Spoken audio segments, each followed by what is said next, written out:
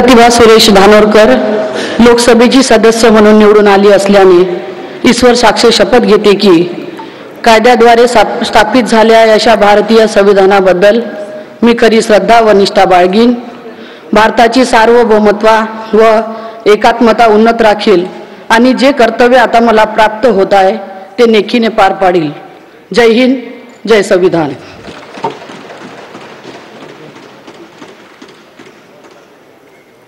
तर आपण दृश्य पाहतोय संसदेचं अधिवेशन हे सुरू झालेलं आहे। आजचा दुसरा दिवस आहे आणि नव्या खासदारांचा शपथविधी सुरू आहे।